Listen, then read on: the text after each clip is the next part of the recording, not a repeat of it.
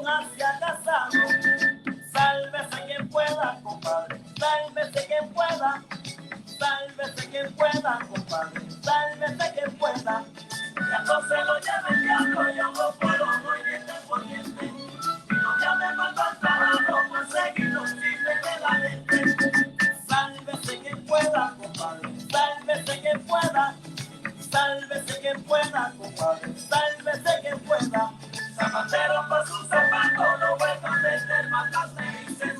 El vecindario está coronado, el de Chelsea se nos come el tigre. Sálvese quien pueda, compadre, sálvese quien pueda. Sálvese quien pueda, compadre, sálvese quien pueda.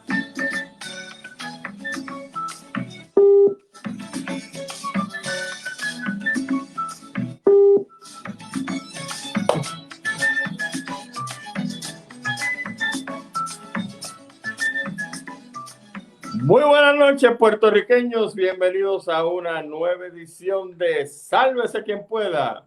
Por aquí, por la página de Facebook SQP, Sálvese quien pueda. Encantado de estar con ustedes esta noche porque tenemos un programa sumamente especial que espero sea del agrado de todos ustedes, ya que tenemos una serie de personas invitadas a este programa, muy queridos amigos míos. Y estoy seguro de que este encuentro de mentes lo van a disfrutar de una manera soberbia. Antes que nada, pues nuevamente, mi nombre es Gustavo Adolfo Rodríguez. Esto es Sálvese quien pueda, SQP. Sálvese quien pueda. Estamos como todos los domingos, excepto que en vez de empezar a las 9 de la noche, hoy estamos empezando a las 8, por lo que voy a decirles ya mismito. Recuerden nuestra página SQP Sálvese quien pueda, así como nuestro canal SQP. Sálvese quien pueda también en YouTube. Nos pueden encontrar en Instagram y en Twitter a través de @salvecpr y por supuesto en 15 plataformas para escuchar estos programas en diferido a través de los podcasts que incluimos por ahí. TuneIn Radio, Apple Podcasts, Google Podcasts, etcétera, etcétera. Son un montón, por supuesto, nuestra página que es la de puntodevistapr.com y otras muchas páginas excelentes donde pueden escucharnos cuando ustedes gusten. Primero que nada, felicidades a todas las personas que son cristianos. Hoy es domingo de resurrección y escogimos esta fecha, las personas que voy a presentar y esta servidora a propósito, porque estamos resurgiendo de las cenizas y les voy a contar esa historia en breve. Recuerden también que en el mes de abril vamos a tener en este programa, Sálvese quien pueda, una serie de programas dedicados exclusivamente a la naturaleza local, internacional y por supuesto temas ambientales que de hecho hay uno que no sé si nos va a dar el tiempo esta noche de discutirlo con los queridos amigos. Una situación muy peligrosa en lo que se llama Manatee County, en el estado de la Florida, relacionado a unos especies de lagos gigantescos donde se deposita el material de fosfato, cuando se extrae el fosfato. Por eso vamos más adelante. Así que ya lo saben, que a partir del domingo que viene va a ser dedicado exclusivamente al tema de la naturaleza. A lo mejor nos extendemos hasta mayo. Todo depende de los temas que vayamos a tocar, porque sé que hay mucho interés en hablar del ambiente, porque sencillamente no se discuten estos temas por ningún lado, oigan, ni en la radio, ni en la televisión. Literalmente el ambiente no existe para muchas personas y por supuesto para los políticos, pues ni cuente con ellos, porque el ambiente literalmente no les interesa para nada. Bueno, domingo de resurrección. Resucitamos 3 amigos que nos habíamos encontrado, me parece que en 2 ocasiones en aquella estación llamada Radio Isla, donde pues casualmente nos encontramos en un momento dado.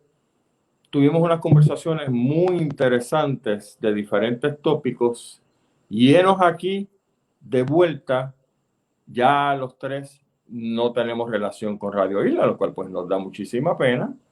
Pero nada, el mundo da 20 vueltas y uno tiene que acostumbrarse a las vueltas del mundo para poder hacer las cosas. Y esta noche es un honor para mí contar con dos excelentes amigos, dos pensadores, porque déjeme decirle que yo no soy amigo de todo el mundo, eso lo saben mis amigos íntimos. Yo escojo mis amistades porque a mí lo que son los fanáticos no me interesa asociarme. La gente que tiene otras cosas divagando en la mente, tampoco me interesa asociarme con ellos. Pero estas dos personas yo las respeto y las quiero, porque precisamente son dos personas inteligentes que yo aprendo de ellas. Cuando tienen sus programas yo los escucho y por supuesto pues analizo las cosas que tienen a bien comunicarnos a nosotros. En primera instancia y en orden estrictamente alfabético del apellido, vamos a darle la bienvenida a nuestro querido amigo Andrew Álvarez. Buenas noches, doctor Álvarez. Saludos, Gustavo, a ti, a tu audiencia, a mi hermano, doctor Chopper también, bueno, a todos los que hacemos este círculo, no de oración, pero sí de discusión. Que obviamente yo debo ser apóstata, no apóstol, pero bueno, estas son las cosas que cada cual carga en su conciencia. Pero nada, un cariño grande, hermano, y definitivamente pues este es un junte que hemos hecho en ocasiones anteriores y pues se ha dado la oportunidad por este medio, ¿verdad?, tecnológico, peleando por la señal, que hago la salvedad, sí, donde yo actualmente radico, la señal es pésima para variar, e incluso para mi Facebook Live de los viernes, martes y jueves, tengo un problema, aparte de mi guerra personal con la plataforma de Facebook. Pero bueno, aquí estoy contigo, vamos a hablar de las cosas interesantes y como siempre, para pensar más allá de lo aparente. Un abrazo a todos. gracias, Andrew. En segunda instancia, otro hermano, otro amigo que estimo un montón y quiero un montón. Una de las personas que ha llevado la tarea sobre sus hombros completamente voluntaria de informarle a nuestro pueblo qué está pasando con la economía local, con la economía internacional y por supuesto cómo nosotros tenemos unas oportunidades de defender nuestro bolsillo. Y se trata de mi hermano también, querido amigo, don Gilberto Albelo, Dr. Chopper. Bienvenido, Gilberto. Saludos a todos. Andrew, hacía tiempo que no te veía. Gustavo, para mí un placer de estar con aquí un día como hoy. El encuentro de la verdad, porque aquellas ocasiones cuando nos reuníamos, discutíamos temáticas, cada uno desde su perspectiva, Cierto. y traíamos una mezcla de corrientes de información que la gente quedaba impactada porque no teníamos agenda del punto de vista de proteger a alguien o a otro, solamente nos expresábamos y veíamos una óptica muy diferente a lo que ven los medios tradicionales. Tú dijiste algo, Gustavo, al principio. Yo nunca estuve en la isla, ¿entiendes? Yo solamente cuando tú me invitabas, yo iba, ¿entiendes? Sí. Ahora no me molesta que me inviten porque pudiera ver la señal de calle y creo que los marcianos se la llevaron. Y ten cuidado con la leptospirosis allí en la charla. Bueno, mi relación con Radio Isla es básicamente cero debido pues que aquellos a la pandemia decidieron cerrar las transmisiones nocturnas y pues nada, les deseo suerte y éxito en la medida que ellos puedan hacer y tener suerte y éxito. A mí lo más que me duela, perdóname, a mí lo más que me duela es que Quique Seda se quedó sin la chamba. Eso fue lo único. Sí, ¿Entiendes? es verdad. Pues yo quiero arrancar, mis queridos amigos, porque tenemos un temario bastante amplio. Primero diciendo, tengo una salvedad, un disclosure, que Andrew, Gilberto y yo no nos hemos reunido para determinar cuáles son los temas, a quién vamos a atacar, a quién vamos a defender, etcétera, etcétera. Que quede eso bien claro. Las opiniones que van a escuchar esta noche de Andrew, de Gilberto y de este servidor son nuestras opiniones personales e individuales. Esto no es un complot ni una conspiración, como dije, para atacar a nadie ni hacer sentir mal a absolutamente nadie. Así que habiendo dicho eso, creo que el primer temario que tenemos que tratar es el asunto, irnos local para después irnos big picture, ¿verdad? Es el asunto de este paro de camioneros que supuestamente se iba a materializar mañana y que de buenas a primeras, de lo cual yo me siento muy contento, ¿verdad? Se llegó a un acuerdo. Y ahora, pues aparentemente la Junta de Regulación Fiscal no va a meterse en el asunto de determinar cuáles son las tarifas que los camioneros van o no van a tener que implantar para poder subsistir. Eso es fantástico. Pero a mí lo que yo me temía era el hecho de que teníamos tanto la espada de Damocles de los camioneros sobre el cuello de nosotros y encima de eso la UTIER que está encendida en candela con el contrato de Luma y eso nos iba a poner de rodillas. Pero entonces mi pregunta es para ambos. ¿Por qué ustedes creen que de momento la Junta de Regulación Fiscal le da besitos y abrazos a los camioneros, pero no lo hace con la UTIER, con este contrato multimillonario de la Luma? Vamos a arrancar con esto, por favor, Andrés, si tienes algún pensamiento sobre esto. Claro, claro. Vamos a ver si la señal viene bien porque estoy entrecortado. Sí, y más o menos al mismo rompecabezas. Espero que pues, pueda llegar lo más diáfano. Bueno, yo creo que definitivamente tiene que ver mucho la tiene el actual gobernador con su relación anterior como abogado de la Junta de Control Fiscal, supervisión fiscal. Aquí la realidad es que esa Junta supervisa y controla parte de la promesa. Acá los puertorriqueños pues estamos lamentablemente a expensas. ¿Es bueno? ¿Es malo? Bueno, habría que determinar cómo los gobiernos de Puerto Rico han administrado la cosa pública para uno preguntarse si realmente tienen la calidad de poder tener o el manejo de los fondos en la isla de Puerto Rico. O sea, aquí tenemos un grave problema de administración. La situación de los camioneros pues a todos nos preocupa porque toca, ¿no? La gasolina, los alimentos, la transportación, etcétera. En una isla de 100% donde dependemos del transporte, obviamente, de vehículos. Aquí no tenemos trenes de carga, aquí no tenemos medios para mover mercancías, así que estamos pues amarrados, obviamente, con lo que los camioneros pues, hagan o dejen de hacer. Aquí hemos tenido la experiencia histórica de cuando en una protesta masiva de camioneros, pues obviamente se paralizan las vías de transporte que las bloquean. Ahora, ¿por qué la Junta reacciona de una manera con los camioneros y de otra con el contrato de Luma? Bueno, yo creo que el contrato de Luma es como muchas cosas que vienen con un trasfondo, digamos, federal. Cuando digo federal, es que desde Estados Unidos, obviamente, hay una serie de caballeros, hay una serie de personas que están tomando unos intereses en Puerto Rico. Y que eso no es nuevo, lo hemos visto anteriormente. Incluso durante o después del huracán Irma y María, del huracán, pudimos ver cómo compañías que habían sido sugeridas desde por congresistas como por la misma fe, son los que obviamente empezaron a lograr. Ahí tuvimos varios problemas que se quedaron a profundizar mucho, como por ejemplo Whitefish. ¿Dónde viene Whitefish? Los congresistas que están detrás de Whitefish en un inicio, cuando sucedió, no se concretó nada, gracias a Dios para el pueblo de Puerto Rico. Pero después tuviste a Cobra. Cuando llega a Cobra, hay que buscar el trasfondo histórico de Cobra, relación con FEMA y con el Departamento de la Defensa, y cómo Cobra ha estado, no únicamente activo en diferentes estados de la durante periodos de desastre, sino lógicamente cómo Cobra estuvo activo en Afganistán y en Irak también, trabajando con la infraestructura que destruyó el ejército de los Estados Unidos.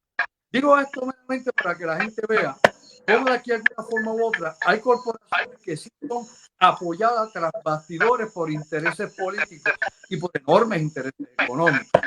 Luma, pues bueno, ahora mismo para darte un detalle, una opinión mía, usted no tiene que pensar, o sea, la gente no tiene que pensar, yo acá con mis pueblos mentales y allá choca, lo suyo, tú también, cada cual aporta a la discusión. Por ejemplo, nos dan ahora supuestamente una pequeña alza en la electricidad. Y va a ser más grande, más grande. No hemos sido independientes y aquí se decidió de que esto iba a ser un golpe al bolsillo de los pequeños empresarios, medianos empresarios, ciudadanos. No va a subir tanto la electricidad como habíamos planteado. Así que va a ser un poquito más bajita. Yo creo a mi entender que todos los alzas eléctricas que se puedan hacer en este proceso de lo que mató de Puerto Rico y la autoridad eléctrica las va a ejecutar. Las va a ejecutar con una campaña para tratar de cambiar un poco la cara a Luma, para que no esta gente de entrada que Luma levante de la luz. Antes de eso, obviamente, la autoridad y el gobierno van a hacer un proceso terminado. Cuando entre Luma, ya le habrán dado los caballos para que obviamente no pueda correr, para que no se vea de que entra el electricizador e inmediatamente sube la electricidad. Yo creo que es nuevamente un duérmete nene. Lo hemos visto en las autopistas en Puerto Rico, especialmente a Arecibo. Hemos visto pues se ha salido nuestro control, como el Moscoso también, el costo también de peaje. Y según se vaya a privatizar renglones en Puerto Rico, pues obviamente la vida va a aumentar. Por otro lado, y con esto le dejo el paso a Chopper, le paso el batón, por otro lado, definitivamente las agencias de Puerto Rico tienen un jefe dan cuenta de que no trabajan bien, de que no se administra bien, de que no saben dar mantenimiento a la infraestructura. Y eso no solo incluye a la Autoridad de Energía Eléctrica, a acueductos, carreteras, al público, cualquier agencia, hasta el Capitolio. Te la dejo ahí, esa es mi opinión por arriba, luego pues aportamos un poco más a esto. Gilberto, antes de que arranques, Andrew, chequéate si tienes alguna bocina abierta o algo, porque se está oyendo retroalimentación. No, nada. Mira, nada. Gustavo. Gustavo. Ok, vamos, adelante. Gustavo, son los extraterrestres, ten cuidado que ya tú sabes cómo es. Espera, que te está hablando.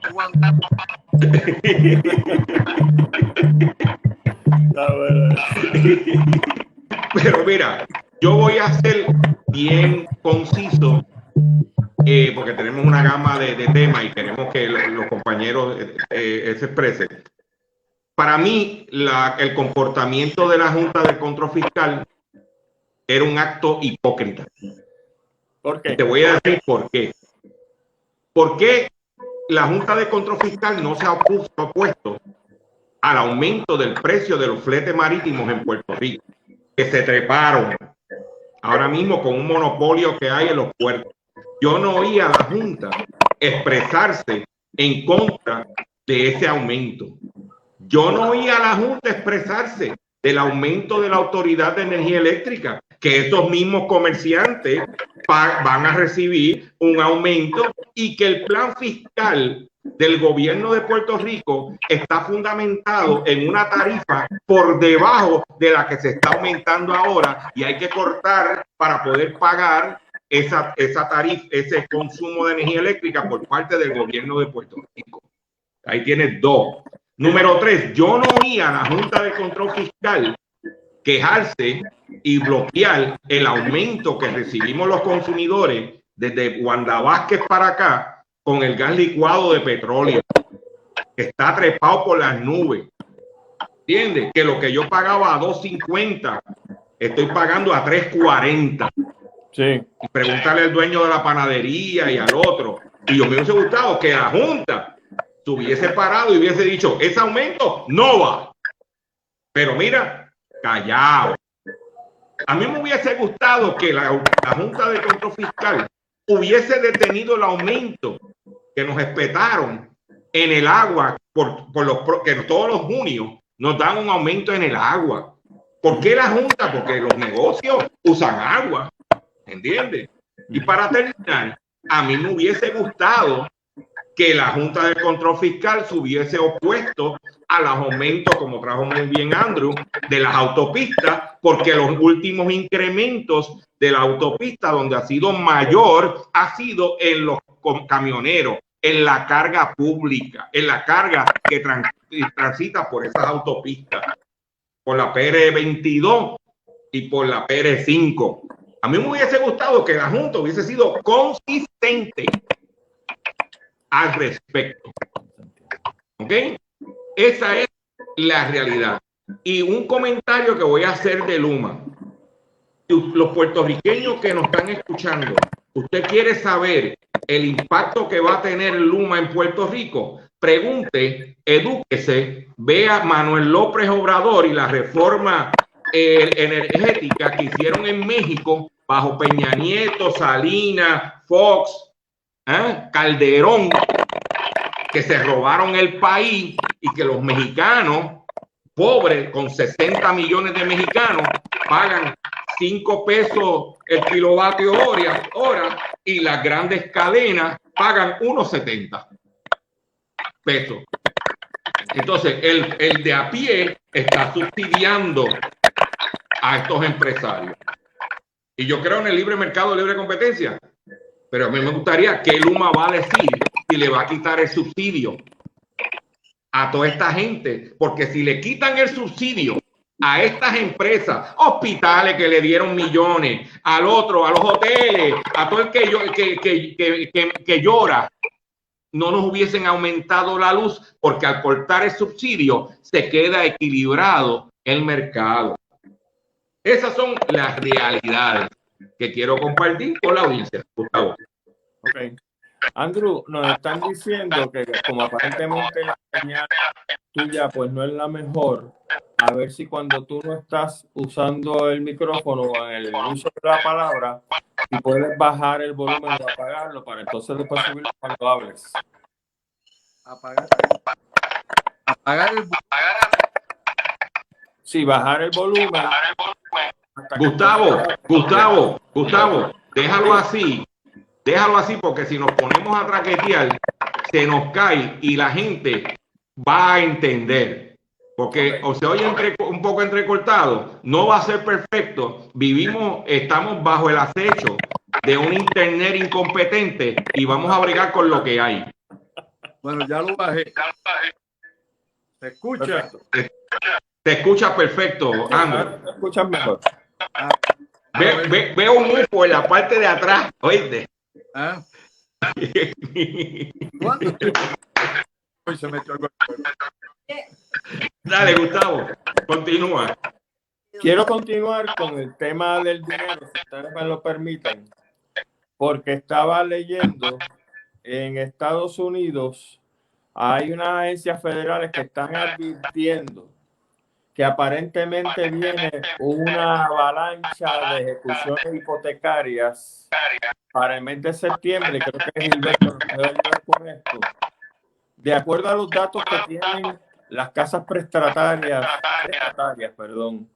en Estados Unidos en cuanto a hipotecas se refiere, hay 2.54 millones de hipotecas en riesgo ahora mismo, al 30 de marzo. Eso significa que pudiera subir o bajar para el mes de septiembre. ¿Cuál pudiera ser el impacto en la economía tanto nacional de Estados Unidos como aquí, con todos esos problemas que hay? Porque sencillamente los números de desempleo no están bajando. ¿Cómo eso nos puede afectar a nosotros? ¿Cómo eso puede afectar la economía en general? Andrew, ¿qué tú piensas de esto? Bueno, esto se parece un poco a la burbuja aquella del 2008, donde se cayó. Reaccionó a los grandes corporaciones, que fue a las que rescató durante la de al trabajador, a la clase media. Millones de dólares se perdieron, millones, y por otro lado, muchísima gente. Miles perdieron. En Puerto Rico, no es nuevo, que desde hace más de décadas tenemos pérdidas de hogares nuevamente precisamente porque las hipotecas se están cayendo, hay personas que no las pueden pagar, el banco dice que son morosos, el banco no te da los mecanismos en para poder resolver, y ahora obviamente está el agravante del COVID-19 y que los estímulos económicos que se han dado al hombre pues no son suficientes para pagar a todos. Claro, que te plantean que la idea es que el Estado mantenga a sus ciudadanos, cosa que en Puerto Rico no se mucha gente le gusta vivir de pero se supone que es un que no sea paternalista. Pero por otro lado, si el Estado y obviamente la empresa privada no son capaces de reactivar la economía, son capaces de volver empleo, pues mira, hermano, no hay forma, no hay manera de pagar ni hipotecas, ni impuestos, ni nada. Esto allá en Estados Unidos, que obviamente es una billonaria, ¿no? En Puerto Rico, que el universo, ¿no? En el 100 por 35, como te he dicho, la lleva 2 de depresión económica, décadas que estamos involucrados en una recesión que no sabemos exactamente qué norte económico tenemos. Imagínate en Puerto Rico que se fue el banco la retomó muchísimas. Donde yo vivía, en los últimos 5 años, por lo menos yo contaba una vacía. Y no vacía porque la alquiler, abandonadas y tomadas por el banco. Falta de pago de hipoteca. Aquí donde yo vivo ahora en el campo, técnicamente hay 5 casas grandes que la gente no la ha podido pagar el banco y tiene el letrero al frente y todo, que obviamente el banco no. ¿Qué nos trae esto? A falta de Puerto Rico, que no tenemos hogares disponibles y se nos sigue yendo la gente, la diáspora, pues por otro lado, el valor de la propiedad. Porque mientras más hay, no se puede pagar hipotecas en Puerto Rico, pues no es que el valor de la propiedad esté alto. Este es un problema que obviamente se muerde el rabo, la gente, no hay desarrollo económico, no se promueven empleos, no hay desarrollo económico, no hay un plan de impacto, la población sigue empobreciendo. Por ende, ¿quién puede pagar? ¿Quién puede pagar? Bueno, sigue dando todos los recursos a los grandes intereses económicos, los bancos, sean los inversionistas, yo creo que esto lamentablemente en Puerto Rico, en Estados Unidos, los próximos meses, los próximos 2 o 3 años, 20 años para que Gustavo, yo lo primero que voy a decir es lo siguiente. El impacto en Puerto Rico esta vez va a ser menor que la vez pasada. Porque ¿qué? Ya las casas que se cocotaron, se cocotaron. En Puerto Rico se estima, según datos de la Oficina de Comisionado de Instituciones Financieras, que solamente el 25% de las propiedades en Puerto Rico están hipotecadas, que el otro 75% están saldos. Por otro lado, el banco es un negocio reposeer casas para el banco. ¿Por qué? Porque esa hipoteca tiene un seguro. Aunque la propiedad esté por debajo de las comparables del mercado, me explico, si la casa está refinanciada por $300,000, pero las comparables de la organización están en 200,000 y reposen la casa, el banco no va a coger de los 200,000 el préstamo, sino de los 300,000 el seguro que tiene. Y para el banco es negocio que se embargue, se reposea esa propiedad por el seguro que todos pagamos de seguro de hipoteca, que está fundamentado en el total del préstamo. Eso es así. Entonces, ¿cuáles son las casas que se van a estar quedando? Toda casa sobre $200,000. Si tú tenías estas organizaciones fresitas, chicas, esas casitas pudieran estar amenazadas. Si tú te vas, por ejemplo, a un country club, un Comandante, un Valle Arriba, casitas que estaban vacías, estamos viendo un movimiento de esas casas que se están remodelando, pues son casas que compraron en 80,000, 85, le meto 10 o 15 y resuelvo. Se está viendo un fenómeno. Mucha gente que vivía en Comandante y Country Club en la época de la abundancia refinanciaron sus casitas para mudarse a Parque Escorial. Entonces, cuando se mudaron a Parque Escorial y están pagando 1,500 de renta, ahora quieren volver a Country Club, que la casita es de 85. Esas son realidades que hay. Ahora, el problema de los Estados Unidos como economía es que está la burbuja hipotecaria y está la burbuja de los préstamos estudiantiles, que son dos, que si explota eso, la recesión es mortal. Lo mejor que le pasó al gobierno de los Estados Unidos fue la pandemia. Y dice, pero estás loco lo que estás diciendo. Claro, porque la pandemia puso a la gente a mover la cosa y desviaron la atención de la burbuja, porque eso ya venía. Recuérdate que Trump le cortó los impuestos a las corporaciones para traer esas corporaciones que iban afuera a mover su manufactura y sus negocios para que regresaran a los Estados Unidos. Y las corporaciones se tumbaron los chavos y no regresaron. Cuando vino la pandemia y la producción estaba en China de las mascarillas, de toda esa cosa, ahora dijeron que hay que hacerlo in the USA. Entonces, esa situación en Estados Unidos, una fuerza que, exceptuando Miami, que dicen que ahí están los latinoamericanos, pero una fuerza que generaba movimiento de propiedades eran los emigrantes, que tan pronto cogían unos chavitos, desde alquilado compraban una casita. Ya al tener un problema de migración, al estar sofocando a los chinos, a estar sofocando a los mexicanos, ese tipo de cosas, ya la persona está más conservadora. Al momento de que voy a comprar y meter unos chavos aquí, porque mira, los intereses están en el momento más bajo de la historia. El refinanciamiento está en lo más bajo de la historia. Pero en Puerto Rico nadie cualifica, como dice muy bien Andrew, porque yo a 7.25 la hora part-time no puedo comprar una casa. Puede. Eso es lo que hay, Gustavo. Perfecto. Quiero dirigir entonces, a propósito, si pueden, nos están diciendo los técnicos que están escuchando que cuando no estén en el uso de la palabra, que le pongan mute cada uno a su micrófono, a ver si entonces podemos arreglar el asunto.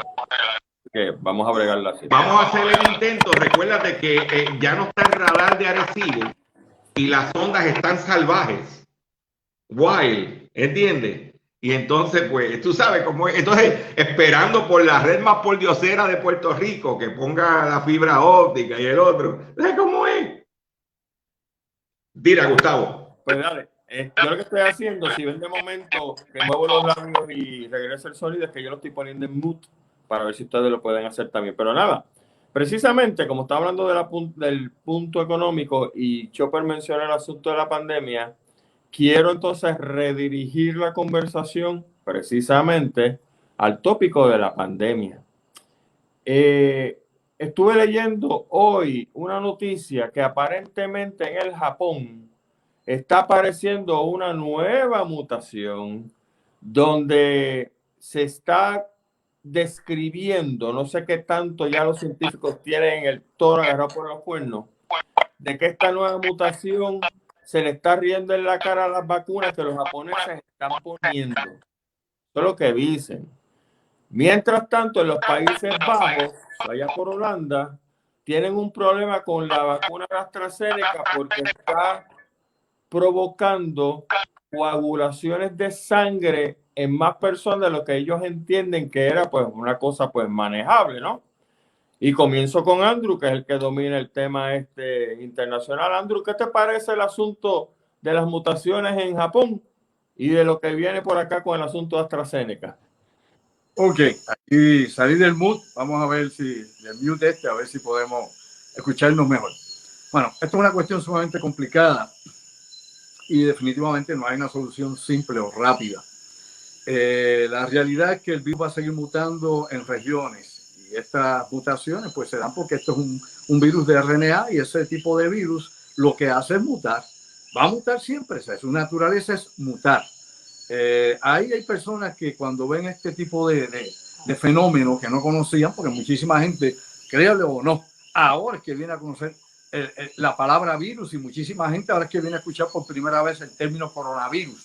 O sea, la mayor parte de la gente no sabe lo que es esto, obviamente, dentro del campo de la microbiología y los efectos que estamos viviendo en este momento a nivel del mundo. Los efectos van desde hablar de reseteo económico hasta definitivamente pues llegar a un arma política que podría ser el uso del coronavirus 19. Como te he dicho, el virus va a seguir mutando, es natural. Hay personas que creen que muta porque fue hecho en un laboratorio y se sintetizó una serie de elementos genéticos para que el virus hiciera esto. Eso es un disparate. El que dice eso no sabe lo que hace y sigue viendo demasiados canales sensacionalistas de YouTube. Aquí hay que educarse y hay que saber un poco del fundamento, no solamente de la ciencia, sino del proceso que se da de la investigación.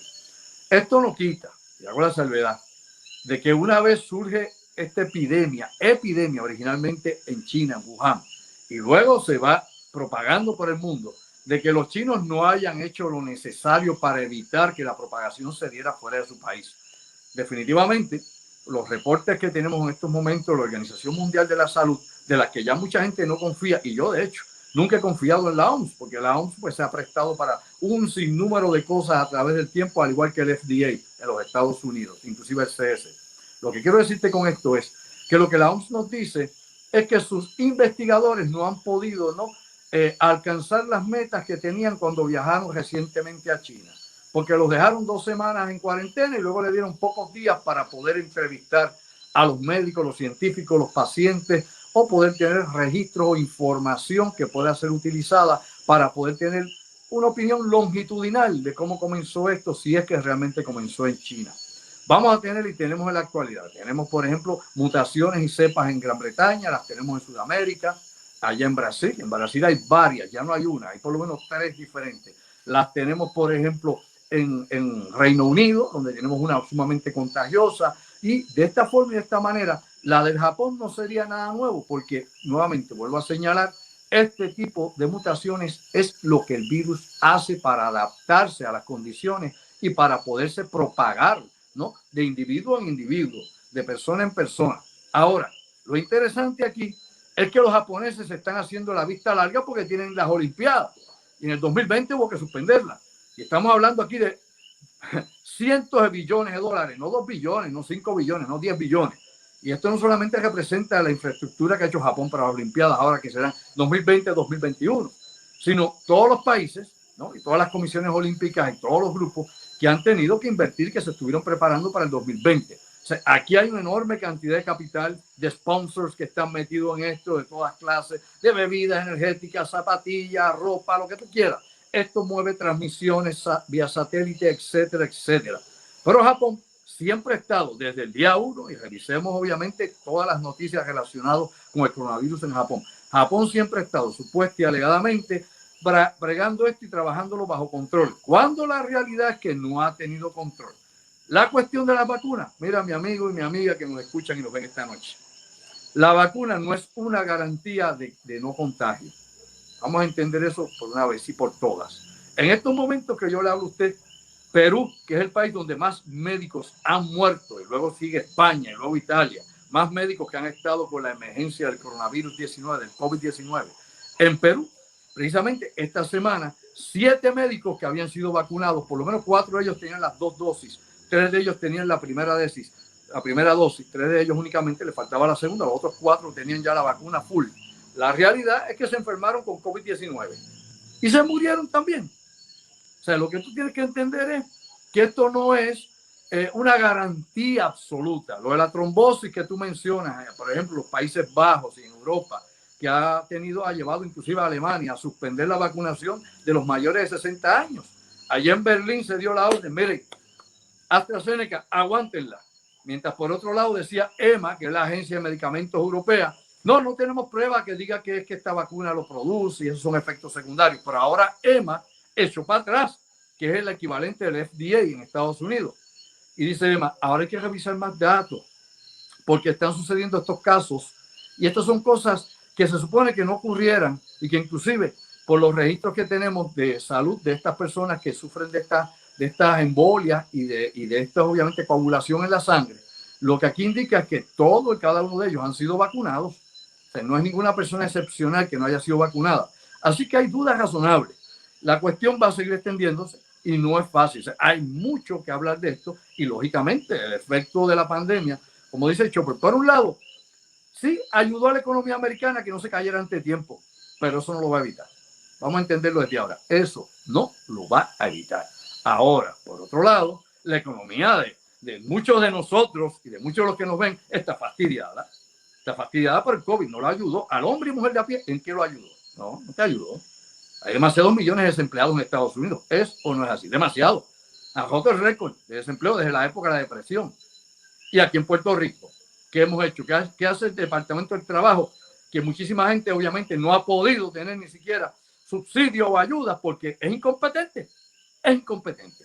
Así que esto es una crisis más grande, muy grande y que va a afectar a diferentes personas en diferentes niveles, pero definitivamente a nivel global no quiero pensar lo que está pasando en Haití, no quiero pensar lo que está pasando en muchos otros países latinoamericanos y del Caribe, porque obviamente no es reflejo de lo que estamos viviendo aquí y aquí no tenemos ni una mísera idea de lo que esa gente está viviendo ahora. Y lógicamente, allá no hay vacuna. Allá no hay vacuna, punto. No hay vacuna. Aquí tenemos vacuna y a ver hasta dónde la panacea nos lleva.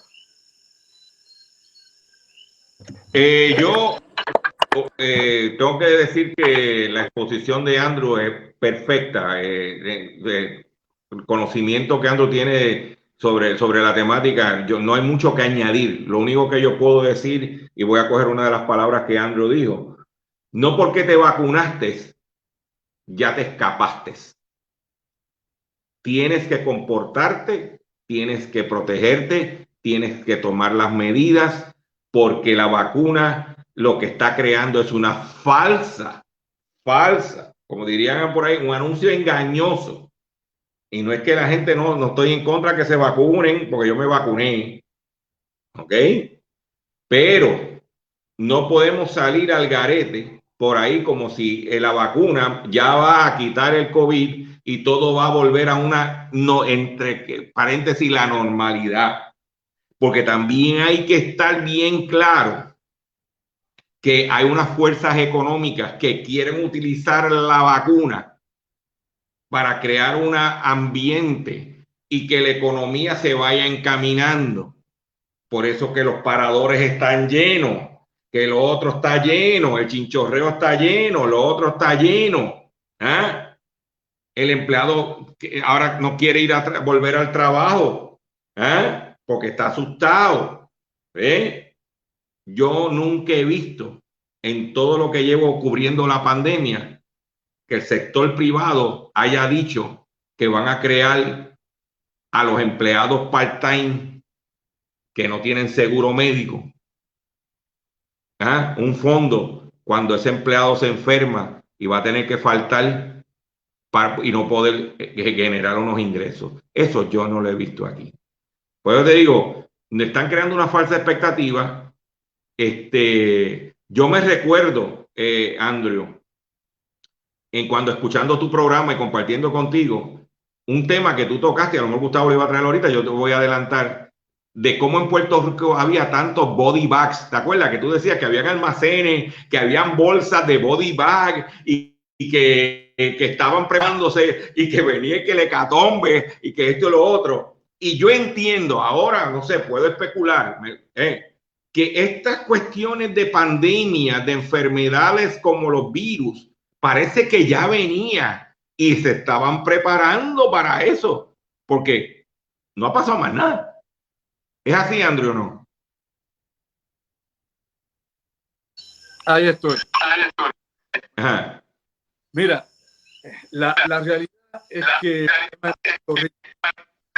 estuvo desde el año 2011, 2012, 2013, 2014 haciendo preparaciones de dólares aquí en enormes cajas, obviamente, y en bolsas, en bolsas para cadáveres. Llenaron aquí en la carretera grande. En aquel momento ellos pues, estaban en negación, o sea, no querían indicar de que esto era para una catástrofe de alguna forma, de alguna manera. Yo recuerdo durante la gobernación de Alejandro García Padilla, la secretaria de salud de aquel entonces, Ana Ríos, ¿te acuerdas de ella? Ana Ríos, había dado una orden donde mandaba a preparar al Departamento de Salud para una gran mortandad, que hubiese un programa especial para una gran mortandad. Como la gente tiene memoria corta, yo invito por este medio a que busquen en la hemeroteca y que busquen. Aquí eso se encuentra, obviamente. Usted puede googlear, puede buscar la prensa cuando cubrió a Ana Ríos, cuando dijo precisamente, estamos haciendo un proyecto, un plan en conjunto con las agencias federales para un evento de gran mortandad en Puerto Rico. Estamos hablando de la época de Alejandro García Padilla, ¿ok? Que ya llovió. Ahora, lo importante aquí señalar, eso que tú mencionas, Chopper, ¿qué pasó con toda esa preparación que hizo FEMA todos esos años? Que cuando vino de verdad el monstruo, nos dio los huracanes, han venido los terremotos y viene la pandemia, no hay nada en Puerto Rico. No tenemos recursos, no se aplican, no hay logística, no hay manejo y administración adecuada durante desastres. Tenemos obviamente que se desmantelaron las estructuras que había para manejar desastres en Puerto Rico. Don Epifanio Jiménez 1000 veces ha denunciado esto y a nadie parece importarle. No importa el gobierno que sea, colorado o azul, todos viran huevos. Ninguno de ellos realmente ha preparado a Puerto Rico. Y hay que recordar lo siguiente, y vamos a grabarlo en nuestras mentes, nos guste o no, hay que hacerlo, hay que ser responsable. No se puede evadir la responsabilidad. Oigan bien, y les paso el batón en un momento. Estamos en una isla de 100 por 35, ¿verdad? Que nos llega el 85% de todo, alimentos, energía, el combustible no se produce aquí, hay que traerlo de afuera, ¿cierto? Hay que traerle afuera todos los elementos electrónicos, las piezas de repuesto, automóviles, name it, la ropa, todo pide que hay. Todo es todo, sea por puerto, por muelle o sea por avión de carga. Todo tiene que llegar de afuera, es la realidad. Por otro lado, estamos en la avenida de los huracanes, estamos en una zona sísmica, estamos bajo el efecto en aumento de un cambio climático global que no lo para ni lo detiene nadie. Así que Puerto Rico definitivamente es un punto neurálgico para que eventos catastróficos ocurran. Si no nos preparamos en lo individual, pues mire, mi amigo y mi amiga, la mala noticia es que tampoco los gobiernos se preparan. ¿Cuál ha sido la preparación del gobierno federal en estos momentos? Pues soltar un montón de millones de dólares para Puerto Rico, para que reconstruyan a Puerto Rico. Para empezar, no tenemos mano de obra para que lo pueda hacer. Para empezar, por otro lado, no tenemos tampoco los controles para poder administrar esos miles de millones de dólares que llegan. Así que tenemos un gran problema. Ahora nos dan muchos supuestamente recursos económicos, pero entonces no tenemos que las coyunturas para ejecutar esto. No es cuestión después del huracán, es cuestión antes del huracán, durante y después. O sea, son 3 etapas. Y como tú me preguntaste, Chopper, mira, ¿dónde están esos body bags? ¿Dónde están aquellas cajas grandes que decían que era para llevarlos al cementerio del veterano en Atoteja? Que eso eran liners para meter ahí los ataúdes. Hombre, trajeron cientos y cientos de miles. Y yo no sabía que habían cientos y cientos de miles de veteranos enterrados en Puerto Rico. Ni sabía tampoco sé de que vayan a venir cientos de miles de puertorriqueños que estén en el frente muriendo. O sea que la cantidad fue excesiva. Luego nos dijeron, es que se está construyendo en Morovis un nuevo cementerio federal para los veteranos. Las tierras ya se expropiaron. Todavía estamos esperando. Todavía no han inaugurado. Todavía no metió una pala allí. Así que en Puerto Rico mucha especulación y siempre tienen al pueblo desinformado. Te paso la batuta.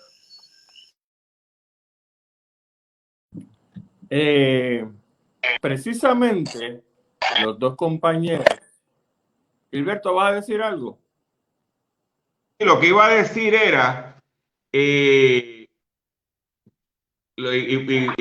Andrew ha sido bien certero, el que escucha su programa La Otra Realidad y ve su Facebook de lo que él hace, es un estudioso de la temática. La visión que él proyectaba en aquel entonces y todavía proyecta, de que cosas como estas que están sucediendo ya se preveían, como muy bien dice lo de la doctora Ríos, ¿entiendes? Porque tú tienes que tener un plan. Estaba ya dando vueltas y nosotros estamos ahí sin hacer nada, esperando que el gobierno sea el que haga lo que tenga que hacer, cuando tú individualmente tienes que tomar tus medidas. Porque es otra cosa. Aquí todo el mundo quiere que el gobierno haga, pero ellos no quieren hacer nada. Por otro lado, nos están inundando con dinero. Muy bien dice Andrew que no hay gente para trabajar. No hay gente para trabajar a $7.25 la hora, ni a $8 la hora sin beneficio. Hay gente que si tú le pagas bien, están dispuestos a trabajar. Por otro lado, vemos municipios que le asignaron tantos fondos y de momento para reconstruir una cancha, si tú vas a la población de ese municipio, no hay jóvenes que jueguen en esa cancha. O no están naciendo o se han ido del pueblo. Lo que hay un chorro de viejos. Entonces, ¿para qué yo reconstruir una cancha? Porque me van a dar unos millones y puedo arañar. Son otros 20 pesos. Pero nosotros estábamos construyendo una isla para más de 4 millones de habitantes. 4.5 nuestra infraestructura estaba trabajándose para eso. Ahora mismo vamos a estar por debajo en los próximos años de los 3 millones. Pues tenemos que achicar las propiedades, las cosas que no vamos a utilizar y que no podemos mantener. Y porque FEMA me dio el dinero, yo no voy a construir algo que no voy a utilizar. Vaya por los barrios y los pueblos de este país donde construyeron canchas. ¿Cuántas escuelas están vacías en este momento? Que utilizaron lo de la columna corta como excusa para no arreglarla, para cerrarla. Entonces, ¿voy a invertir en escuelas cuando no tengo gente para ir a la escuela? O sea, son realidades que tenemos que estar muy vigilantes porque vemos una comisionada residente de turno que cada vez que pasa el cepillo y le dan unos chavos a hacer una conferencia de prensa, me dieron tantos millones. Por ejemplo, en estos días estaba hablando de que Pierluisi está vigorizante peleando para que nos den igual tratamiento en el Medicare, en el Medicaid. Pero ¿qué pasa? Los proveedores de servicios en Puerto Rico quieren que nos equiparen, pero todo el mundo sabe que los precios en Puerto Rico de los tratamientos médicos es muy por debajo del promedio de los estados y lo que van a hacer es que se van a hartar. Esa es la que hay. Esa no la quieren decir. Y yo aprovecho este foro que lo están viendo 4 gatos y estoy compartiendo con 2 panas. Esa es la que hay. Gustavo. Bueno, sí, los dos han dicho gran verdad y yo quiero llevar esto a un punto más allá todavía. Fíjense, señores, que en ambos casos, tanto Gilberto como Andrew han mencionado de que esta distribución de las vacunas en general ha sido altamente difícil, no porque no se pueda repartir las vacunas como es, sino porque ha habido acaparamiento de algunas naciones sobre otras y hay, de lo que leí hace un par de días solamente, hay naciones en África que han llegado 0 vacunas. Si eso es así, y entonces estamos hablando de una emergencia mundial donde Dios quiera y no se formen guerras ahora por vacuna, porque eso es lo único que nos falta. Voy a llevarlo un paso más adelante. Aquí ya hay, debido al cambio climático, una emergencia mundial. Y es con el asunto del agua. Los científicos, hace quizá una década o 2, me pueden corregir los compañeros, en ese momento estaban hablando de lo que se llaman los water wars, las guerras por el agua. Y eso está encima de nosotros, como está la pandemia, dándonos ahí, la prensa no lo cubre, los gobiernos hacen mutis, para ellos pues las cosas están bien, gracias a Dios. Pero va a llegar el momento, señores, de que el agua va a escasear para muchas naciones, no sabemos cuáles, no sabemos en qué cantidad, y va a llegar el momento en que el agua va a ser un commodity, una comodidad mucho más valiosa que el mismo petróleo. La pregunta que les tengo a los compañeros, ¿hacia dónde usted cree que va esto con respecto a Puerto Rico, que hasta ahora, cruzo los dedos, sí tiene grandes abastos de agua, pero hay otras naciones que quizás nuestros colegas, camaradas en las islitas pequeñas no la tienen. ¿Qué va a pasar con eso? Gilberto, arranco contigo, adelante.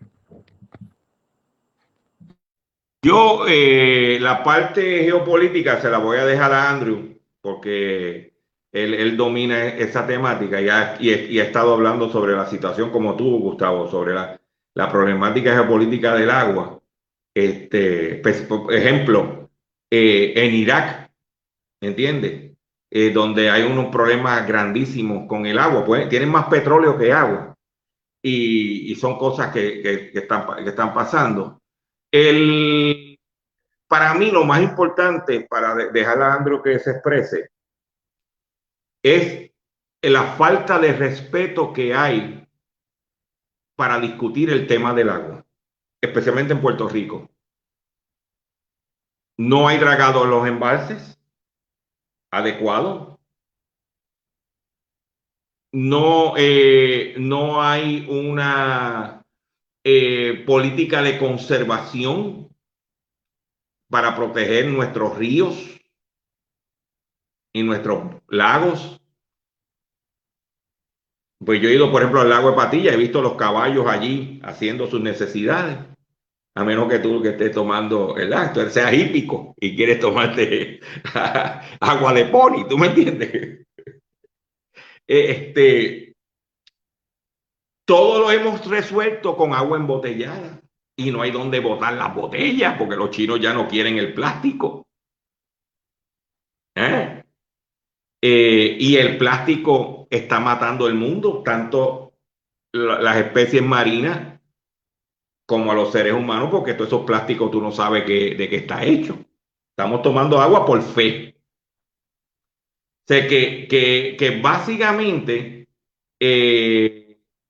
nosotros, y yo, tú sabes, Gustavo, que llevo predicando que tenemos que recoger agua de lluvia, como nuestros abuelos que tenían en las casas, tenían aljibe, para recoger el agua, conservar el agua, porque en este momento uno se pregunta por qué los americanos se quieren mantener en Puerto Rico, si ya estratégicamente no somos esa base militar que podía detener cualquier ataque de Sudamérica y Venezuela y para aquí y para allá, sino porque tenemos agua. Yo no sé por qué yo tengo como país ir a mendigarle a empresas a que vengan a Puerto Rico a abrir sus plantas y darle incentivos cuando se le está regalando el agua. Porque aquí se habla que la mitad del agua se pierde por los salideros. Lo que pasa es que no dicen el agua que les regalan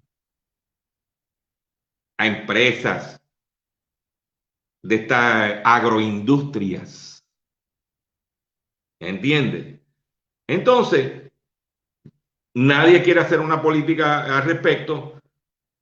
Vemos el agua como que, eso está ahí, olvídate, eso es... y no le damos el valor. Yo puedo vivir sin luz, pero no puedo vivir sin agua. Y hay gente en este momento muriendo en el mundo por no poderse dar un buche de agua. Andrew. Ahí estamos, ya volvió a circulación. Mira, el tema es multifactorial, es complicadísimo, esto no va ni para arrancar, pero la realidad es que el agua hace tiempo que es más cara que la gasolina. Tú comparas esta agua, esto lo hemos diciendo hace años, esta cantidad de volumen de agua versus esa cantidad con gasolina premium, ¿cuál es más cara? El agua. El agua embotellada es más cara, es un commodity más caro que la gasolina. ¿Ok? Vamos a empezar por ahí. Luego, la cuestión de la guerra por agua, bueno, la cuestión de la guerra por agua viene por décadas del pasado siglo. Incluso la guerra entre Israel y Siria le dio a Israel el dominio de las alturas de Golán, que es donde está los principales acuíferos que surten de agua a Israel. Por eso es que obviamente Israel jamás va a soltar las alturas de Golán, por más que se lo exijan, se lo pidan. Hay que volar a Tel Aviv, desintegrarla para que entonces los israelitas abandonen las alturas de Golán. Por otro lado, en estos momentos hay una serie de crisis en el mundo, para la cuestión obviamente geopolítica del agua. En el año 2000 hubo prácticamente una revolución del agua en Bolivia, cuando una empresa de los Estados Unidos se adueñó de los acuíferos de Bolivia y de los acueductos. Y allá los nativos, los indígenas, la gente pobre, los agricultores, la gente a pie, se levantaron. Hubo motines, luchas, peleas, tiroteos, de todo, hasta que el gobierno tuvo que obviamente ceder a los reclamos del pueblo y retirar a los intereses de Estados Unidos en Bolivia. Busque la historia, eso es básico, está ahí bien grande, gigante, imposible no verlo. Hay problemas con el río Nilo. Egipto tiene problemas con el río Nilo precisamente con sus vecinos africanos para ver quién controla el río Nilo y quién lo va a seguir canalizando, desviando el agua. Hay problemas, por ejemplo, con China y con los ríos que bajan desde China, ¿no? El río Amarillo que llega a Vietnam y a Camboya, porque China sigue haciendo ¿qué? Represas de agua y no deja que el río llegue a donde, a Vietnam y a Camboya. Y miles de personas, millones de personas se ven afectadas por esto. Esto a grandes rasgos por arriba. Puerto Rico, su más grande recurso, aparte de los puertorriqueños, que yo nunca he perdido la fe en mi gente, en mi pueblo, en el hombre y la mujer trabajadora, en la gente que estudia y quiere levantar este país, no importa lo que sea, cómo hay que hacer, hay que pelear todos los días con cultura de trabajo. En Puerto Rico, el segundo más grande recurso de este país es el agua. Está en el Carso, enormes cantidades de agua limpia, pura, no contaminante. Tenemos agua también en las zonas de Luquillo, en el área de Yunque, obviamente. Es una máquina de crear lluvia, Yunque. Es un bosque pluvial. O sea, son recursos únicos, como ha dicho Chopper hace un momento, precisamente Gustavo, de que aquí le regalamos el agua. Pues no solamente a la industria, a la marina se la regalamos en Rupert Road. ¿Es o no es así? El agua de Río Blanco iba para la marina y no pagaban un solo centavo. Busque usted un agricultor aquí en Puerto Rico que desvíe agua de un río para su finca, que lo meten preso. Recursos naturales lo vira como una media. Así que usted se tiene que dar cuenta de cómo las cosas no son iguales para todos. Vamos a despertar durmientes. Las cosas no son iguales para todos. En Puerto Rico deberíamos obviamente utilizar ese recurso del agua precisamente, como ha dicho Chopper, para atraer inversionistas, para traer corporaciones aquí. De que el agua que tenemos aquí es gran cantidad de agua y buena agua. ¿Tú crees que, por ejemplo, las farmacéuticas en Barceloneta pagan por el agua? Mira, mis tíos le hacían los pozos a la farmacéutica allá desde los años 60 en el área de Barceloneta. Y el agua allí sale como si fuera un geyser para arriba. No hay ni siquiera que poner una bomba para extraer el agua. El agua y el nivel freático es tan potente ahí que el agua sale hacia arriba y ellos lo que hacen es hacen el pozo, ponen la tubería y el agua la tiran al filtro y por ahí pasa a la planta química. ¿Qué pagan por esa agua? Pregúntese usted qué pagan. Se supone que supuesta y alegadamente se le pone un contador a ese pozo para registrar el gasto del agua. Pero aquí nadie, jamás, y jamás es jamás, ha verificado si se le cobra el agua de esos pozos, como le cobran a usted. Si usted hace un pozo en su finca, le van a poner un contador y usted va a tener que pagar por esa agua. Pregúntele a Recursos Naturales si es o no es así. Así que, lógicamente, sí, Gustavo, sí, Chopper, definitivamente, la guerra por el agua es una realidad. El agua, lógicamente, el agua potable sigue disminuyendo. Tenemos menos de un 3% de todo el agua del planeta es dulce, solo un 3% de esa agua. Y de ese 3%, si pusiéramos el 3 como el 100%, solo tenemos acceso al equivalente al 5% de toda el agua dulce que hay. Así que, y ese 5% lo usamos para agricultura, para la industria, para las viviendas, para las comunidades, para todo el quehacer humano. La gente no ve esto, como tú has dicho. Aquí la gente ve que llueve, que hay agua, que están los lagos, si obviamente se canalizan los ríos, si no se le saca el sedimento al lago, nadie se queja hasta que llega la sequía. Pero hay que recordar algo. La clave aquí no es que pase la lluvia por arriba del lago, porque la lluvia que pasa por arriba del lago no es la que llena el lago. No, que está lloviendo para Carraízo. ¿Y quién te dijo a ti que eso va a llenar el lago Carraízo o La Plata? La lluvia o el agua que llena precisamente el lago es el que llena los tributarios y de los ríos en la montaña.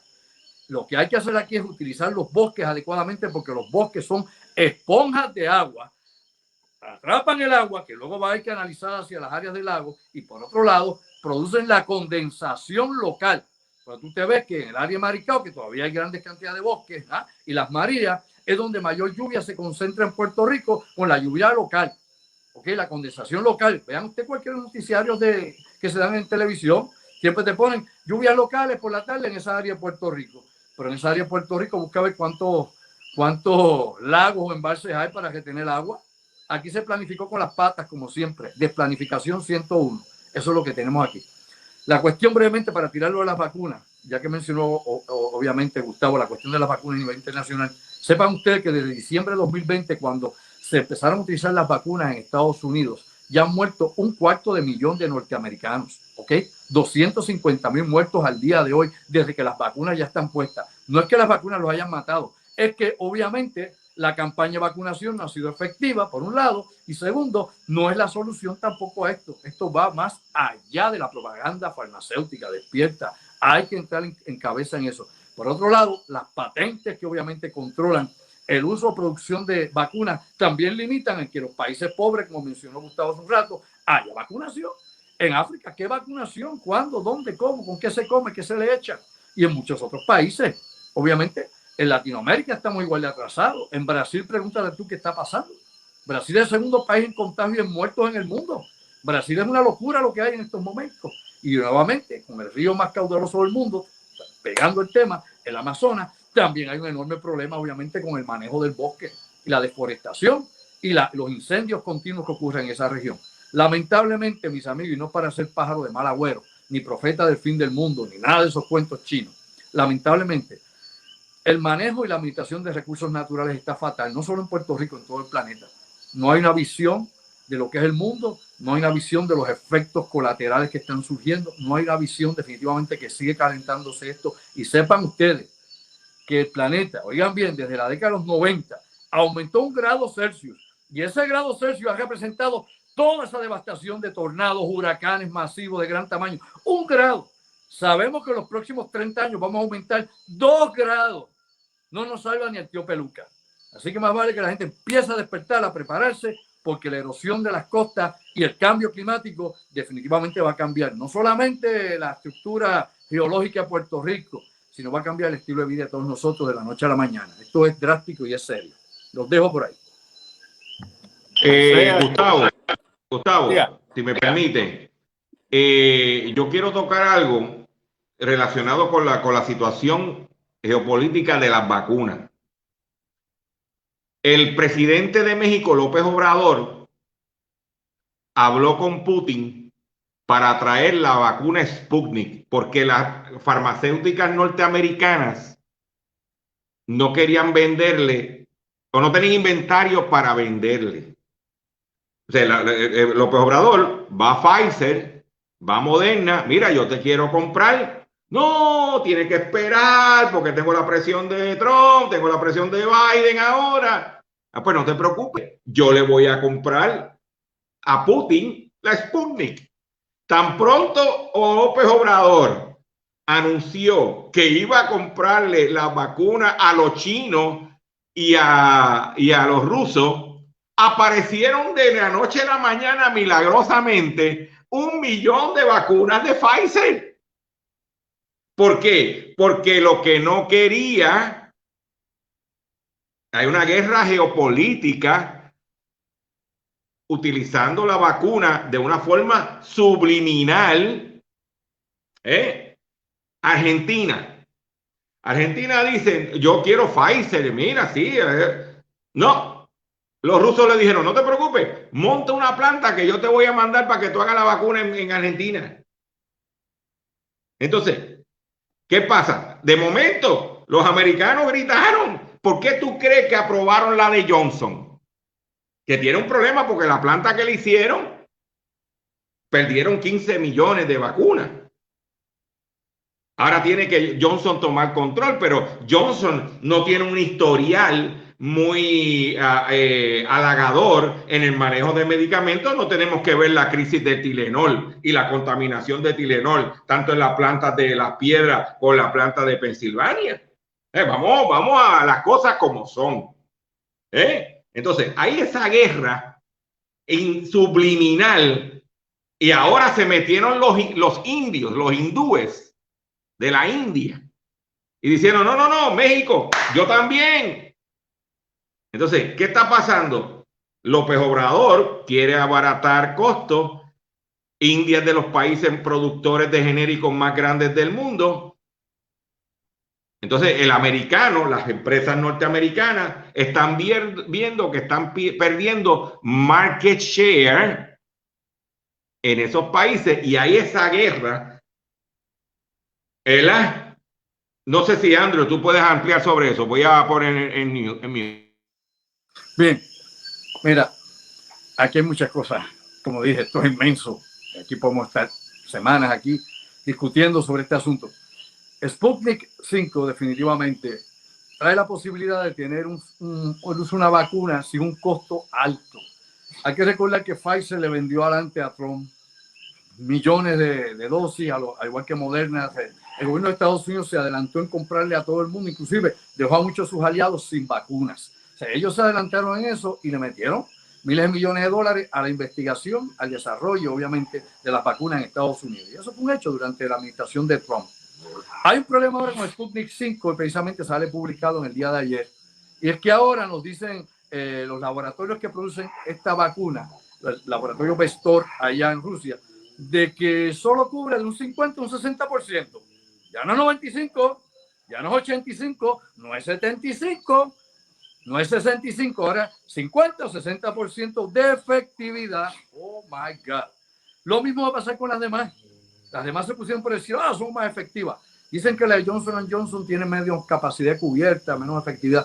Miren, mi amigo y mi amiga, a la larga todas, lamentablemente, van a fallar de alguna forma o manera porque no existe un 100% de ningún medicamento y menos una vacuna. O sea, eso hay que entenderlo. Ahora, la cuestión de las vacunas, como tú dices, India, que hace genérico de todas clases, obviamente está entre el tercero o cuarto país donde está acabando la pandemia también. Pero los países que no tienen estos recursos se la inventan. Cuba tiene sus vacunas. Cuba no le compra a los rusos ni a los americanos. Tiene que Soberana 2 y tiene otra vacuna más que ahora va a entrar también.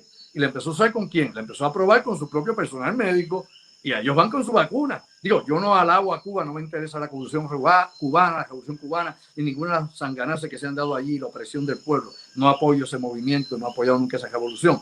Pero hay que señalar que cuando no hay pan, ¿qué hay? Galletas.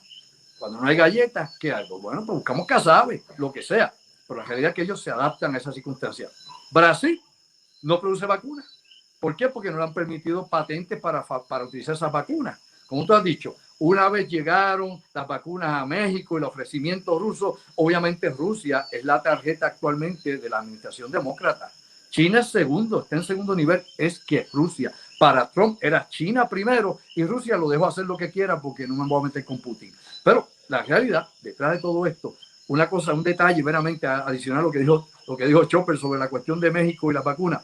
Mira, México le vendió toda la producción de mascarillas a China cuando comenzó la epidemia originalmente en China. Todas. Y cuando explotó la pandemia no tenía nada. Y los chinos empezaron a vendérsela a los mexicanos 4 veces el costo de lo que ellos se lo vendieron a ellos. Así es esto, mi hermano. Y de eso sabe Chopper, que sabe cómo es el bumping de las cosas aquí. La paso para allá.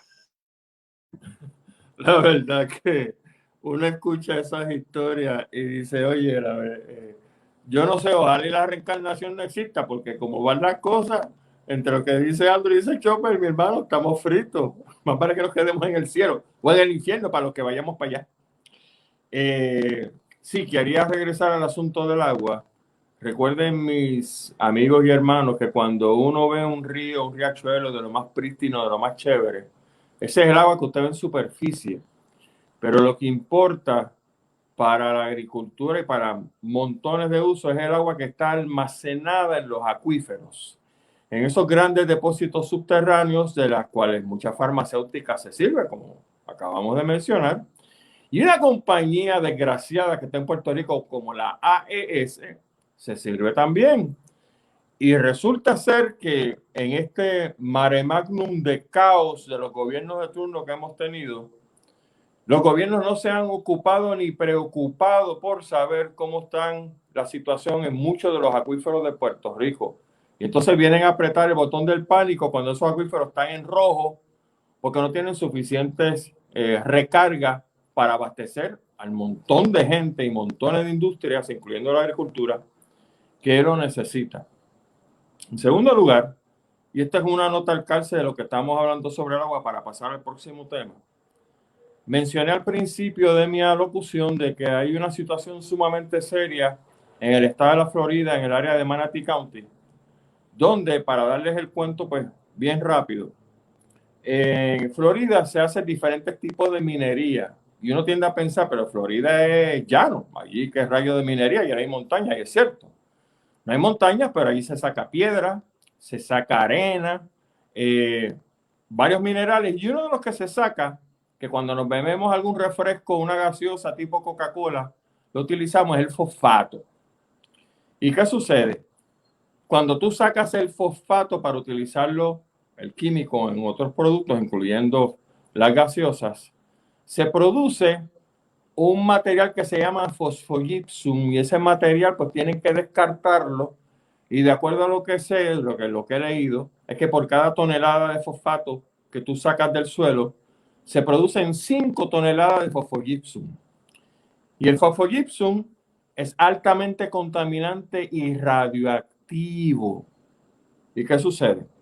Pues estas compañías mineras, para tirar a algún sitio ese producto, lo que hacen es que construyen unos lagos gigantescos que entonces meten el producto y lo van llenando de agua, pues obviamente para, ¿verdad?, que el producto se quede ahí, el byproduct, lo que sobró. Pero resulta ser que hay una compañía que tiene 3 grandes lagos de esto en el área de Manatee County.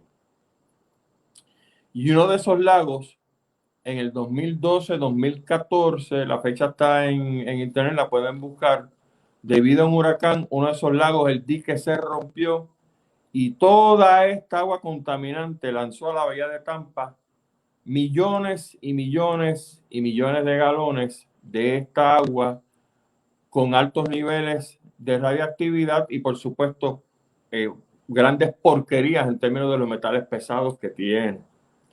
Y ahora resulta que una de las paredes de estos lagos está a punto de romperse y tuvieron que sacar personas 1 milla cuadrada de este lugar por el temor de lo que pudiera ocurrir nuevamente. Es para que ustedes vean que uno no tiene absolutamente nada con las corporaciones que literalmente quizás nos hacen la vida un poco más feliz o más adecuada para nosotros, pero el balance entre esa felicidad de los productos que nosotros consumimos y el daño ecológico que puede producir una actividad como esta es sumamente tenue. Y cuando un gobierno tiene la responsabilidad de velar por nuestra salud y nuestra protección, ahí es que estas cosas se van probando. Y ahora, como dije, los floridianos tienen un serio problema con este asunto. ¿Algún comentario antes de pasar entonces a este tema? Yo quisiera, Gustavo, mencionar que recientemente salió un estudio, creo que compartí la información contigo, te la envié por WhatsApp. Se demostró que prácticamente todos los sistemas de agua potable públicos de los Estados Unidos tienen problemas. Todos. No podemos olvidar lo que pasó en Flint, Michigan. ¿Ok? Sí. Los que nos regulan a nosotros y los que regulan allá, el escenario en este momento que hay con la calidad de agua potable procesada por estas empresas público-privadas, como sea,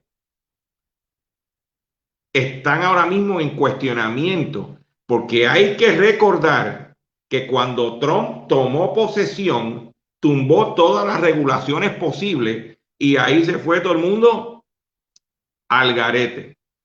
¿Qué quiere decir eso? Que la única forma, los americanos están gastando más en agua embotellada que países europeos ya en este momento. Y segundo, ya, ¿por qué? Porque no solamente el agua que compran, sino los sistemas que tienen que instalar en sus casas para suavizar el agua, para ponerle sal al agua. O sea, tienen que hacer un proceso para poder tener agua potable adecuada para consumir. Y ese es una situación que hay ahora mismo. No se discute aquí, como tú muy bien dices, tenemos los acuíferos. En el caso de AES, las cenizas percolando hacia abajo, no pasa nada. Entonces, ¿qué pasa? Queremos, porque es otra cosa, gracias a Dios, y yo no quiero sonar ridículo en esto, que la agricultura en Puerto Rico no ha crecido. Porque si crece la agricultura, nuestros sistemas de agua están preparados para ese crecimiento agrícola. Porque hablamos de que tenemos que cosechar más, tenemos que ser autosuficientes. ¿Cuándo fue que se limpiaron los canales de agua en el Valle de Laja? Sí. ¿Tenemos nosotros la infraestructura de agua para crecer nuestra agricultura? Son preguntas que hay que hacerse. Andrew.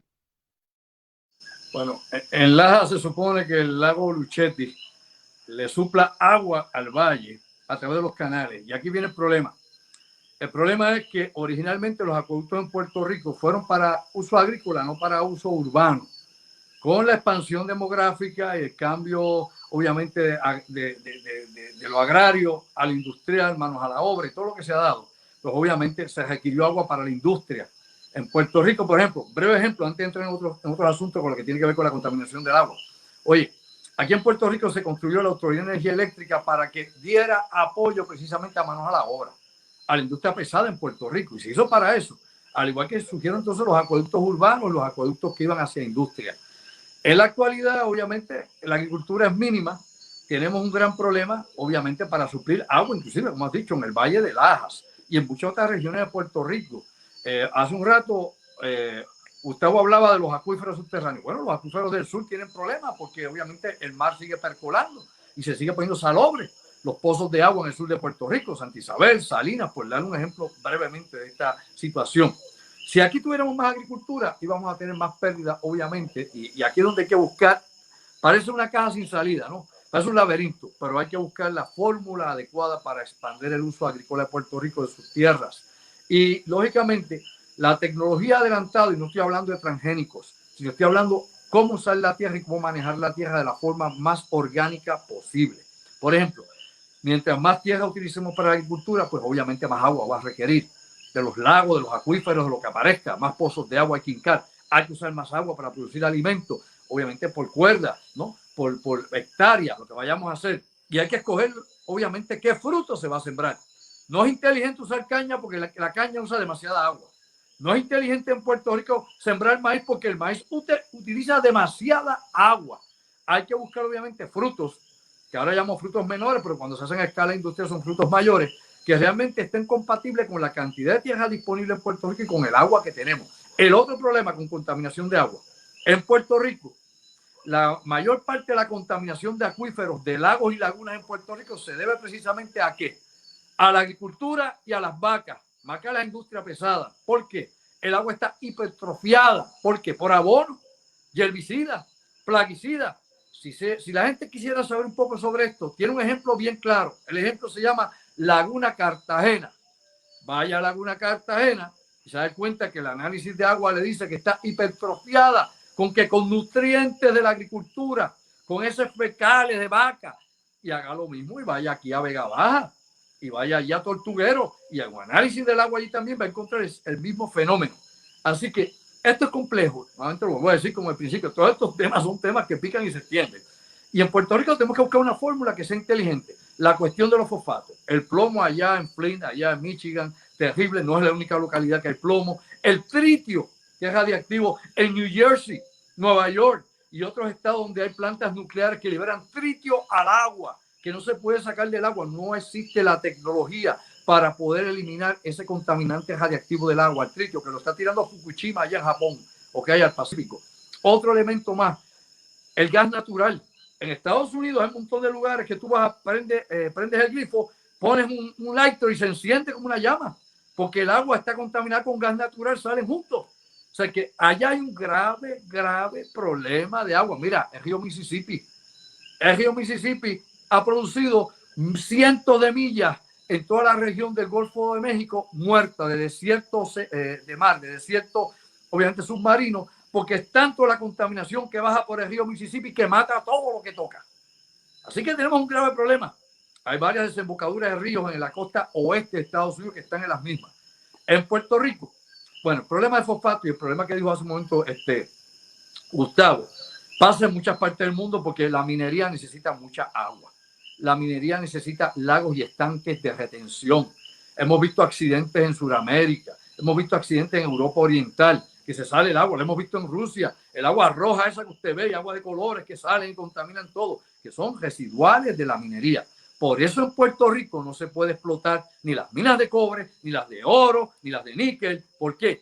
Por varios factores. Uno, la cantidad de venenos que va a liberar, como lo es el arsénico, al medio ambiente, el cianuro al medio ambiente, por la explotación de cobre y oro. ¿Por qué? Aquí en Puerto Rico la minería sería, obviamente, la minería está de suelo arrasado, es decir, abierta, minas abiertas, grandes, enorme cantidad de agua, las lluvias, las correntías, todo lo que tú quieras.